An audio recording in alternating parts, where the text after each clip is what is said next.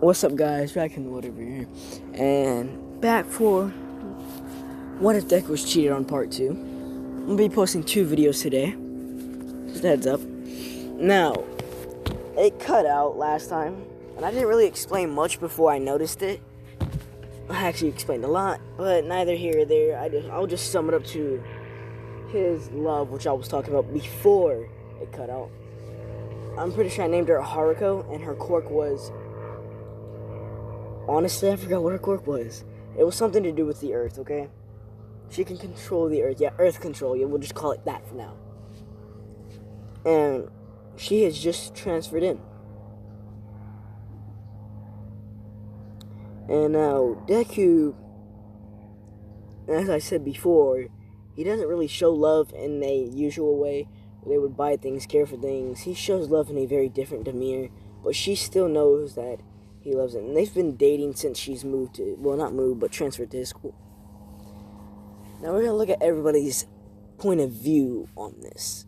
And I'm also going to go into something about the Sands and what they did. Now, the first thing I need to say is Deku is a tailless Sand, okay? And he really loves to fight. But he hasn't been able to find anybody worth a damn at all. So, everybody has noticed that Haruko and the new Izuku have been hanging out quite a bit. And they noticed that he's not as aggressive as he is to everyone else, especially Bakugo. Because he's not aggressive to Rock all that much because he doesn't affiliate with her at all. And she's too scared to approach him. Because he always has a mean look. Now, Deku always has to wear that mask, as you see in the picture. But he's still able to talk, but he has to wear it just so he doesn't launch any energy beams out of his mouth. Because they've seen how devastating that move is. And y'all may be wondering if I'm making Deku extremely overpowered. In a way, yes, but there will be some people that can combat him and some people who can't. Now, as we see, Deku, who is is sitting next to Haruko, talking with her, as his usual routine is. As he stands up and says, "Alright, Haruko, I'm gonna go train some more. Because we got that stupid USJ shit coming up again. Wonder if we'll be attacked by villains again this time." As he says, "I really hope we do, honestly." As he starts to smile and walks away. He got that sand blood inside of him. He loves a really good fight. Now, All Might will easily get bodied by Deku in his base form, which is the exact form you're seeing right now. And Deku has a choice. He can use his mist form and change its color. Depending on his mood is his mist form. And usually his mist form is always sometimes a darkish red with a blacker aura around it. But we're going to look at the USJ. Now, this year, the USJ is a lot more challenging. It's not a whole bunch of routines and things like that. Instead, they're actually going into the city to help with an actual villain attack that has already been, well, not dealt with, but has been covered by other pro heroes, as they're just there to clear everything out. Deku, who's using brute strength to move the rocks instead of his quirk, which is making things hella easy for him, because he don't have a quirk.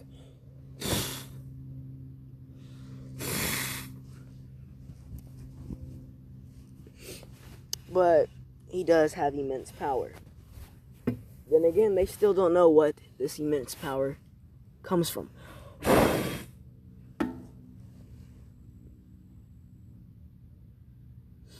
All they know is that it's incredibly strong, and it puts All Might to shame. Now, Deku has not been made public. He's not done anything to get publicity. All he's done is go to school, go to his dorm room, sleep, and repeat. And train, my bad, train too. Now, we're going to look at the USJ, which is going to take 2 weeks of them helping out the pro heroes with the cleanups. I wouldn't say cleanups, but more or less the rescues. As Deku has the most saved people, but he has the worst rating while saving them, because he doesn't tell them anything. All he does is just grab them, picks them up, and brings them to a safe point, and just leaves. He doesn't make them feel safe. He just does his job and leaves. As so, he has a pretty bad rating, but overall, he's a good rescuer. He doesn't waste time, and he gets the job done. Haruko, who is second place with saves, has the best rating because she's more of a caring person, a lot more. She actually talks to you, makes you feel safe and secure, and she also ensures your safety. As she builds them little huts made of stone and things like that to keep them safe while they're still rescuing more people. As the list goes on and on and on, as the first day of USJ training is done, with Deku being the first place in saves and Deku being the last place in rating, with Haruko being second place in saves and first place in rating. I'm not going to go down the entire class 2A. Almost said 1A. But you get the picture. The second day, this one is a little bit more dangerous than the last one, only because they're going into a crumbling building instead of just going down around and scouting them up through the rubble. The rubble is going to be falling on them now. So, Deku not worried about it, as he just releases his darkish red aura and just proceeds to walk forward, as rubble would come down and land on top of him, just shattering before it touches him, though. As Bakugo, Ochako, as the rest of Class 2A other than Haruko would be terrified. The amount of pressure and the strength that Deku now possesses. Now, this goes on almost the same way for a week and a half. Now we're looking at the 13th day, the second to last day. As Haruko has been losing a lot of sleep and stamina from all of her rescues, and her quirk is extremely exhausted. She still proceeds to work non-stop. Even whenever she's done with the quirk training, or I wouldn't say quirk training, but the USJ training, she would go back to UA and train some more. Deku began getting worried about her. Yes, the almighty cold ice wizard has gotten worried, as he would approach her, erasing his presence, walking right in front of her and punching her in the stomach, knocking her out entirely, and her falling asleep. As you may be wondering, well, why did he do that? Well, she just wouldn't sleep, so he made her sleep. He made her get rest.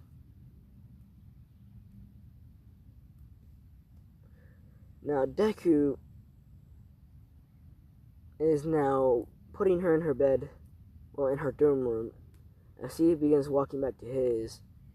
This is when he would be approached by the same trio, Momo, Mina, Jiro, as they would ask, why is he so kind to Haruko, but so cold to everyone else? As he scoffs and he says, long story short, I love her and we're dating. Ain't much else to it. As he would go inside of his room, as they're shocked that this new Izuku could say such a thing. They thought that their old Izuku died and never will come back. They've seen glimpses of the happy-go-lucky green-hair Izuku. Now we'll cut to tomorrow. Their US training tomorrow, as she is fully refreshed. Haruko is. And she doesn't know what happened because she couldn't see Deku because he erased his presence. So all she chops it up to is she passed out from exhaustion and she's back in action.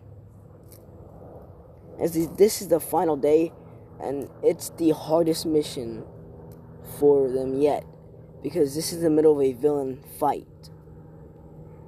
Now, this villain is not a very high-ranking villain, but they don't know that this villain has a boss that is very well known. No, it's not All for One. It's another boss that is unknown. Unknown to the heroes, but known to every villain, even All for One. All for One himself does not mess with this man. They say this man is very, very, very strong. Now you may be wondering, who might this be? His name is...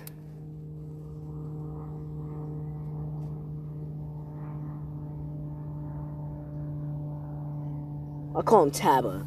His name is Taba. As he has almost the same powers as Izuku, but it seems as though he knows more than Izuku does about his power. All Izuku knows is that he can increase it non-stop. He doesn't know the limit to it yet. As this guy would now approach the pro heroes. As he walks up with battle scars all over him. And he looks very deadly. As his killing intent is so strong that it makes the area drop a couple degrees. So much to the point that everyone can start to see their breath. The Deku feels this immense power, and he knows that it's almost triple the power of All Might. But All Might's not on the scene. The only pro heroes that are on the scene are low ranks. Below the 100, the top 100 actually, they're around like the bottom 200. As Deku wouldn't really care if any pro heroes died. He doesn't have that like, oh, sorrowful mentality. As he's just here to do one thing and that one thing alone. As nobody else knows this but him, this is when the pro heroes would call for backup after feeling this immense aura. As they would only sit in the top 50. Not being the exact top 50, but some of the top 50. I'd say about 10 pro heroes from the top 50. Which I don't know that much. But they are irrelevant, as they are all massacred, completely slaughtered. They are undoubtedly destroyed. They stood no chance at all. Now, Deku would now... He doesn't understand why, but his blood's pumping. He gets a lot of adrenaline. He starts to get happy. He's getting excited.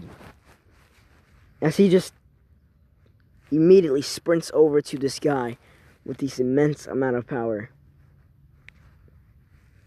As this guy, for some reason, looks almost like Deku does. But he's not exactly like him. He doesn't have long hair. He has short hair. He's not that tall. He's shorter than Izuku. In fact, Deku can barely feel his power. All he knows is that in Deku's base form, he can't compete. As Deku would start a conversation, he says, as he's looking at all the bodies, and he says, "So, who might you be? Never heard of you or seen you around." As Taba would say, "It doesn't concern you, you wretched monkey." Deku being shocked for the fact that he called him a monkey. Deku's like unbelievably shocked. As he would ask, "Why the fuck did you call me a monkey?" As he said, "You're a Saiyan, aren't you?" Deku said, "What the fuck is a Saiyan? What? Fuck that." As he would get into a fighting position. But before he started, he released his mist aura. The reddish darkish aura. As he would charge in, hoping to land an attack, but realizing that not a single one came even close to hitting, as he was kicked in the stomach, knocking the wind out of him, stunning him for for like 2 minutes tops. He couldn't stand up. Nobody knows that this fight is going on. But the pro heroes back at UA are starting to realize that, oh, the USJ is taking far too long. So they would deploy none other than Hawks to go check things out. As Hawks was flying over as he sees the fight go down, as he came in just in time to see the one and only Izuku Midori start to release lots of energy. So much so in fact that the aura around him was at first red, then it turned green. And then, out of nowhere, his hair was flickering yellow. And then finally, it turned yellow. As his hair was going all the way down his back. Give me one quick second. As he was releasing so much power that his shirt exploded from the amount of muscle mass gained. As Deku is now getting back into his fighting stance. So he would charge in and actually being able to land 1 or 2 blows. But then realize that they weren't hitting anymore. And realize that this guy is so strong. Because Deku hasn't been able to find someone as strong or stronger than him. So Deku's face went from a angered expression to a smile. As Taba would say, "Of course you are a Saiyan. That's the only reason why you would enjoy this fight so much. You finally found somebody on this worthless planet worth your power. And I guess so have I." As this unknown man would power up into a form that Deku hasn't seen or hasn't reached. As this man would have sparks of electricity going around him, while also looking like in Super Saiyan.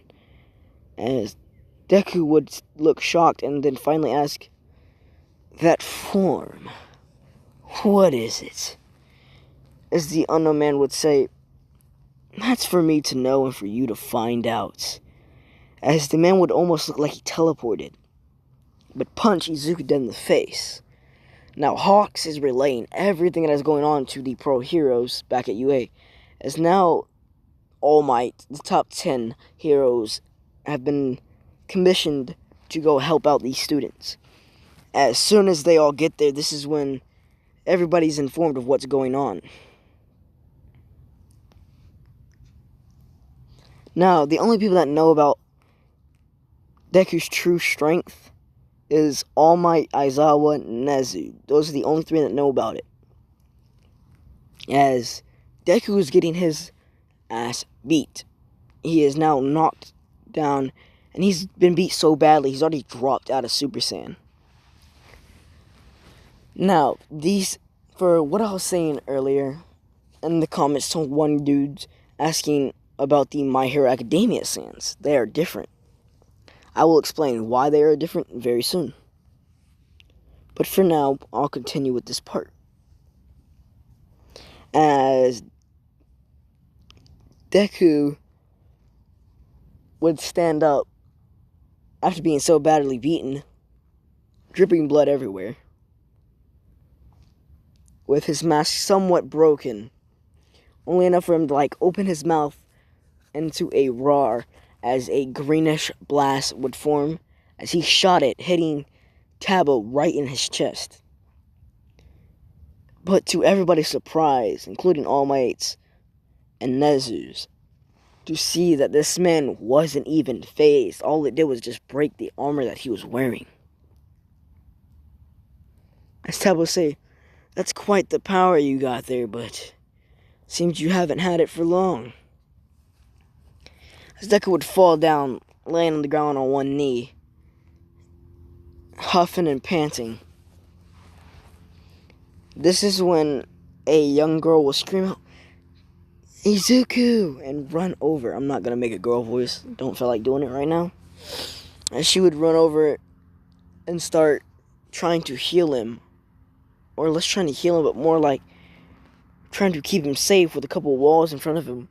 This is when a ki blast would blow straight through it and keep going. And then explode in the air. As the rubble hit Haruko, making her bleed a bit. But this is when the man, known as Taba, would walk up and ask, "What's this? Who might you be?" As he would pick her up by her throat.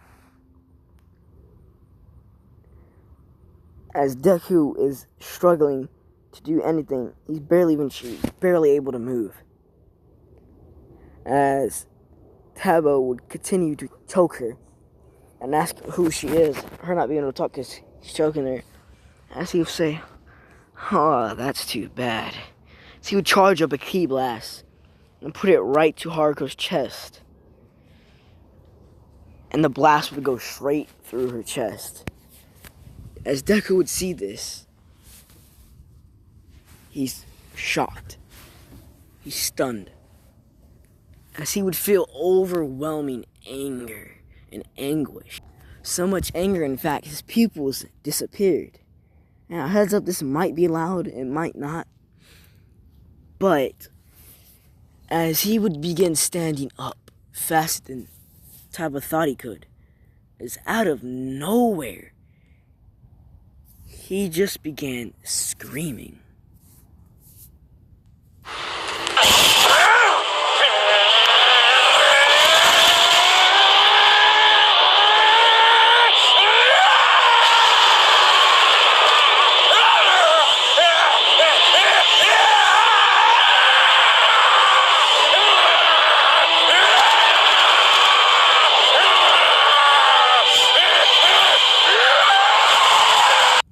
As he would be standing there, pupils gone, hair dark red, with a ton and ton of electricity coming off him, so much in fact it is shocking Taba. And I don't mean like mentally shocked, I mean like physically. His body's being burned from the amount of heat coming off of this sand. As Deku would disappear, jamming his fist straight into Taba's chest. Almost going through, but not enough to kill Taba.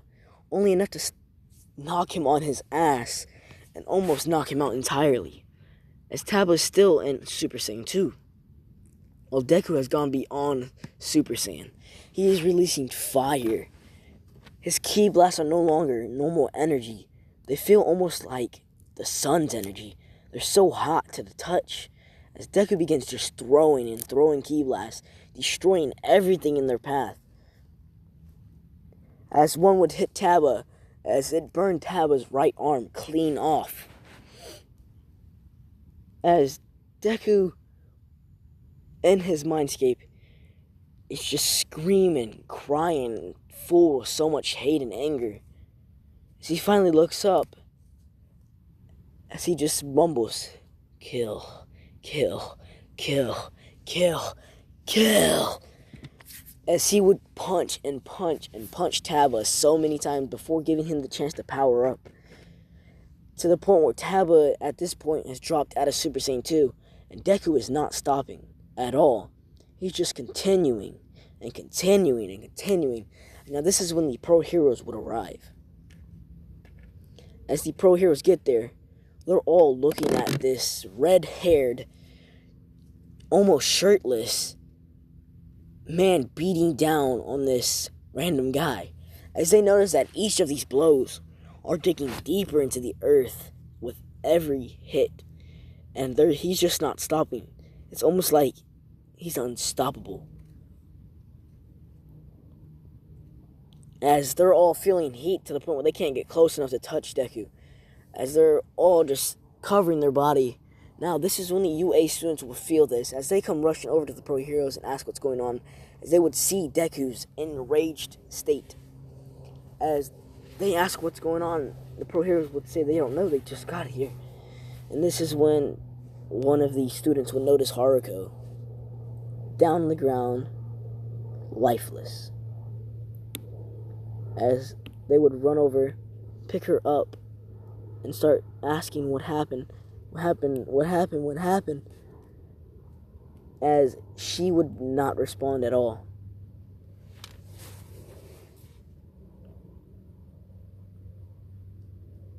As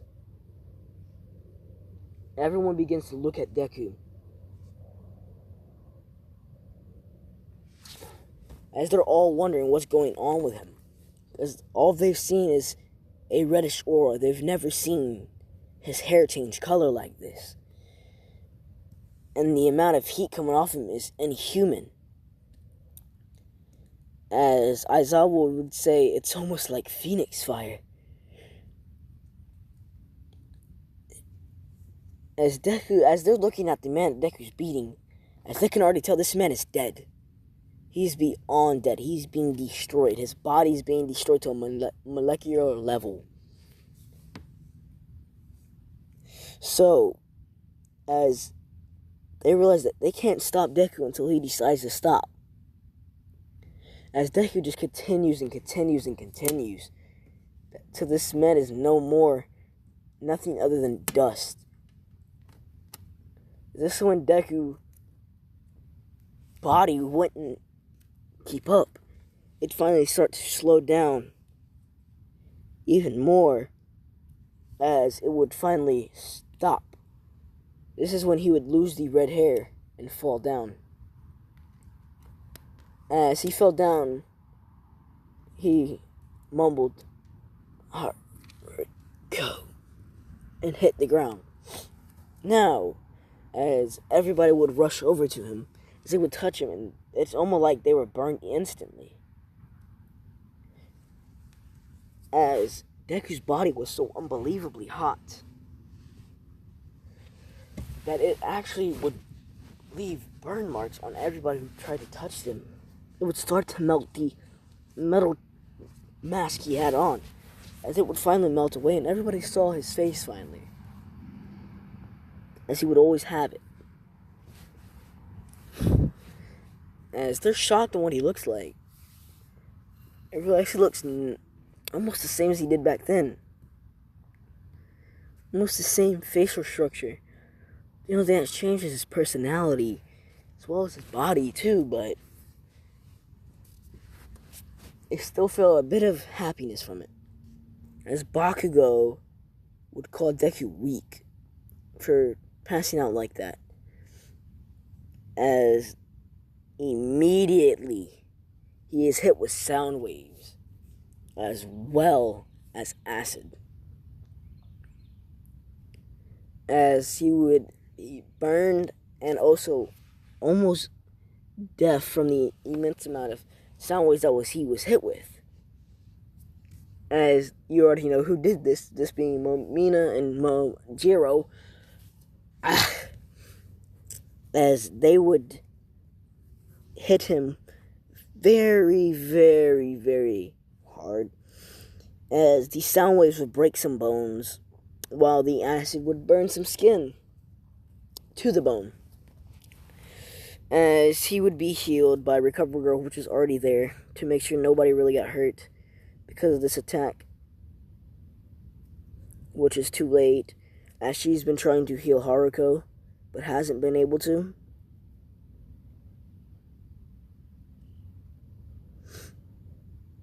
As she now pronounced Haruko as dead. Now, as Deku was asleep, he would get memories of his past.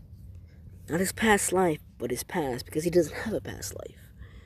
As he would see two people. One with long hair and one with short hair, both having black hair. and one looking almost exactly like him. As they would say, "Oh, son, we're sending you off planet. I won't say off planet, but to an alternate reality.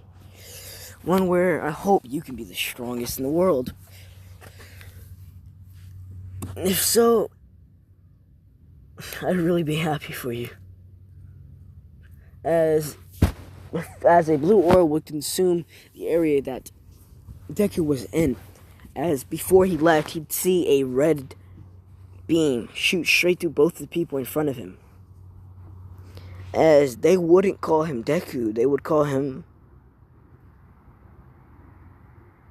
or Izuku, they would call him, I don't think I want to give him Cumber as a name.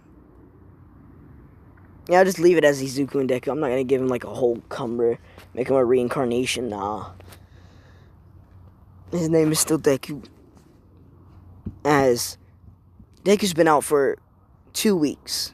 People that have been visiting him is almost everybody other than Bakugo, Nochako, or Uraraka, because he still doesn't like them at all. And I mean at all. As he would finally wake up. And when he woke up, he would see that he's in a street jacket. But instead of it being a normal clothing street jacket, this is heavy metal. It's not normal metal at all. It's almost as if it's doubling his weight.